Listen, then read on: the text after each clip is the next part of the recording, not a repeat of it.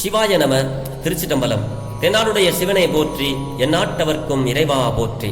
பெரும்பற்ற புலியூரானை பேசாத நாளெல்லாம் பிறவா நாளே என்ற சிந்தனையில் அருள் திரு மாணிக்க வாசக பெருமானார் அருளி செய்த திருவாசகத்தில் 29வது திருப்பதியுமாகிய அருள் 10 என்ற பதிகத்தை இப்பொழுது நாம் சிந்திக்கப் போகிறோம்.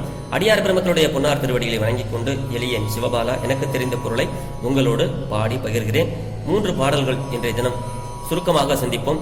திருச்சிற்றம்பலம். துடிகொள் நேரிடையால் சுரி குழல் மடந்தை துணைமுலை கண்கள் தோய் சுவடு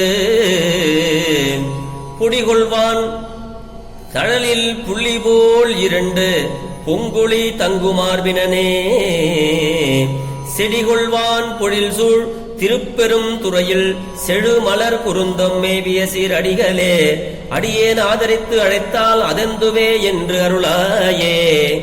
இது 5வது பாடல் அருள் 10. துடிகொள் நேரிடையால் சுரிகுழல் மடந்தை துணைமுலை கண்கள் தோய் சுவடு அப்படிங்கிறாரு.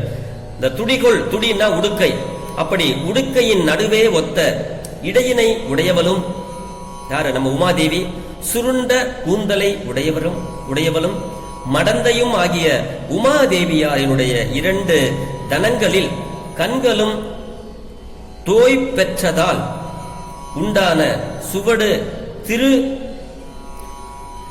அதாவது திருநீரு பூத்திருக்கின்ற நெருப்பின் மேல் 2 புள்ளிகள் போல பொருந்திய மிக்க ஒளி தங்க பெற்ற மார்பு உடையவனே. சிறுதுருகளை உடைய பெரிய சோலையோடு கூடிய திருப்பெருந்துறையில் செழுமையான மலர்களை உடைய குருந்த மரத்தின் கீழ் எழுந்தருளியுள்ள சிறப்பினை உடைய அடிகளே அடியேன் ஆதரித்து அழைத்தால் அது என்னவென்று வினவி அருள்வாயாக என்ற அளவில் இந்த 5வது பாடல் பொருள் சொல்லுது. உமையம்மா, அதாவது நம்ம உமாதேவியாருடைய முளை சுவட்டை 2 புள்ளிகளை போல தாங்கும் மார்பு உடையவனா சிவபெருமான். இந்த குருந்த மரத்தடிக்கு கீழே இருந்து, அதாவது குறுந்தடி மேவிய குருநாதா அடியேன் விரும்பி அழைத்தால் அது என்ன என்று அருள் செய்வாயாக அப்படிங்கிற மாதிரி இந்த பாடல். அழைக்கின்ற அதனாலே என் மாயை சுத்தி ஆயிற்று, அதனால அது என்ன என்று அடியேன் நலம் வினவுவதற்கு என்னன்னு கேளு சாமி, என்னன்னு கேளு அப்படிங்கிறாரு. அடுத்த பாட்டுல துப்பனே தூயாய் தூய வெந்நீர் துதைந்து எழும் துளங்கொளி வைரத்து ஒப்பனே உன்னை உள்குவார் மனத்தின் உருசுவை அளிக்கும் ஆரமுதே செப்பு மாமரை சேர் திருப்பெரும் துறையில் செழுமலர் குருந்தம் மேவிய சீர் அப்பனே அடியேன் ஆதரித்து அழைத்தால் அதந்துவே என்று அருளாயே. துப்பனே தூயாய் தூய வெந்நீற்று துதைந்து எழு துளங்கொளி வைரத்து ஒப்பனே. வைரத்து ஒப்பனேனா பவளம் போன்றவனே. துப்பனே தூயாய் தூய்மையானவனே. தூய வெந்நீரு, அதாவது தூய வெந்நீரு துதைந்து அப்படின்னா தூய வெந்நீரு நெருங்கியதால் விளங்குகின்ற ஒளி ஒரு காலைக்கு ஒரு கால் எழுகின்ற வைர மணிக்கு ஒப்பானவனே. உன்னை இடைவிடாது தியானிப்பவர் மனதில் மிக்க சுவையை தரும் அரிய அமுதமே. செப்பமான வேதங்கள் சேர்ந்து விளங்குகின்ற திருப்பெரும் துறையில் செழுமலர் குருந்த மரத்தடி மேவிய சீர்புருந்திய அப்பனே, புகழை உடைய அப்பனே, அடியேன் அன்பு கூர்ந்து அழைத்தால் அது எந்த என்று அருள் செய்வாயாக என்ற பாடி இந்த பாடல் அருள் பெறுகிறது. செப்பு மாமரை சேர் திருப்பெரும் துறை அப்படின்னு இந்த பாட்டுல குறிப்பு சொல்றாரு.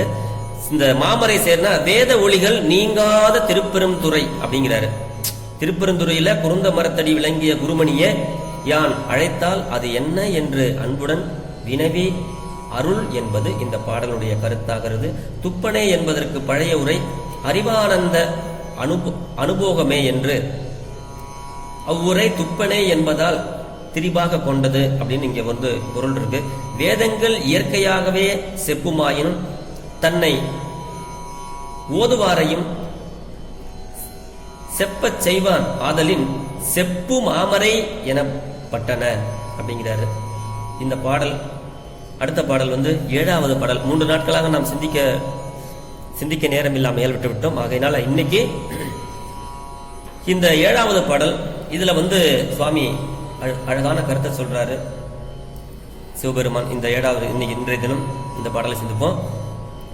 மெய்யனே விகிர்தா மேருவே வில்லா மேவுவார் பூரங்கள் மூன்றெரித்த கையனே காலார் காலனை காய்ந்த கடும் தளர் பிழம்பினன் மேனி செய்யனே செல்வ திருப்பெருந்துறையில் செழுமலர் குருந்தம் மேவிய சீர் ஐயனே அடியேன் ஆதரித்து அழைத்தால் ஆதெந்துவே என்று அருளாயே.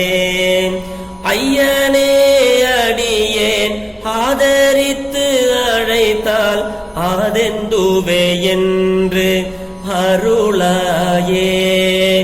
ஆதெந்துவே என்று அருளாயே. திருச்சிட்டம்பலம். மெய்யனே, மெய்யர் மெய்யனேம்பாங்க சிவபெருமான். மெய்யானவன் சிவபெருமான். விகிருதன், வேறு வேறு உருவங்கள் கொள்பவன். மேரு வில்லு, அதாவது மேருமலையை வந்து வில்லாக கொண்ட சிவபெருமான். இந்த பாட்டுல அதுதான் சொல்றாரு. அதாவது மெய்யனே விகிருதா மேருவே வில்லாக மேவுவார் புறங்கள் 3 எரித்த கையனே அப்படிங்கிறாரு. மெய்யனே அப்படின்னா உண்மையானவனே, மெய்யனே உண்மை பொருளாக இருக்கின்ற சிவபெருமானே, மெய்யனே வேறு வேறு உருவங்கள் கொள்பவனே, மேருமலையை வில்லாக கொண்டு பகைவர்களின் முப்புறங்களையும் எரித்த திருக்கரங்களை உடைய சிவபெருமானே, யமனையும் திருவடியால் உதைத்து கோபித்த மிக்க தீப்பிழம்பை ஒத்த சிவந்த திருமேனியை உடைய சிவபெருமானே, செல்வங்கள் நிறைந்த திருப்பெருந்துறையில் செழுமலர் குருந்த மரத்தடியில் எழுந்தருளிய சிறப்பினையுடைய ஐயனே அடியேன் தனித்து அழைத்தால் அது எந்துவே என்று அருளாய் என்றது இந்த பாடலுடைய பொருள். உண்மை பொருளாயும் பலருக்கு பல வடிவு தாங்கி பரிபாகத்திற்கு ஏற்ப அருள் செய்பவனாகவும் சிவபெருமான் இருக்கிறாரு.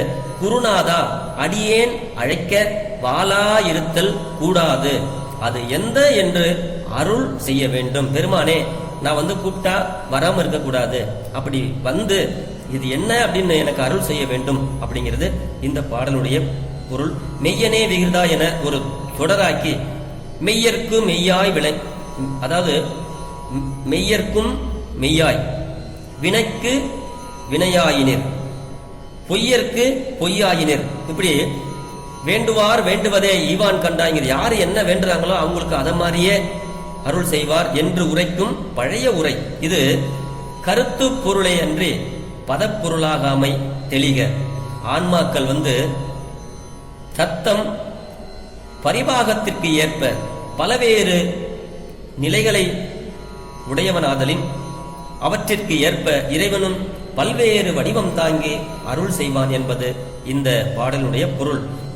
மெய்யன் உண்மை பொருளானவன், தோன்றி நின்று அழியும் ஏனைய பொருட்கள் போல் இல்லாது நிலைத்து நின்று எல்லா பொருட்களுக்கும் தோன்றி நின்ற அழிய காரணமாக இருத்தலின் மெய்யனே அப்படின்றார் சுவாமி. உலகின் இல்லாத பொய்யும் மெய்யையே நிலைகளாக கொண்டு பிறத்தலின் மெய்ப்பொருளுக்கு மெய்யானாகிய இறைவனே பரம காரணன் என்றவாம் இந்த பொருள். உலகத்தில் உள்ள எல்லா பொருட்களுக்கு உள்ளேயும் தோன்றவும் வாழவும் அழியவும் காரணமாக இருக்கின்ற உண்மை பொருளான சிவபெருமான், அப்படி மெய்யனாகிய சிவபெருமான் அப்படின்னு இந்த பாடல்ல சுவாமி நமக்கெல்லாம் பொருள் சொல்றார். இன்றைய தினம் இந்த அளவில் நம்ம சிந்தித்தோம். நாளை 8வது பாடலாக நாம் திருவாசகத்தில் இந்த பாடலை சிந்திப்போம். பெரும்பற்ற புலியூரானை பேசாத நாளெல்லாம் பிறவா நாளே. சிறியனுக்கு தெரிந்த படித்ததை உங்களோடு பகிர்கிறேன். இதில் எந்த பிழை இருந்தாலும் சிறியனை மன்னித்தருள வேண்டும் என்று உங்களது பொன்னார் திருவடிகளை வேண்டிக் கொண்டு, பெரும்பற்ற புலியூரானை பேசாத நாளெல்லாம் பிறவா நாளே. சிவா. திருச்சிற்றம்பலம்.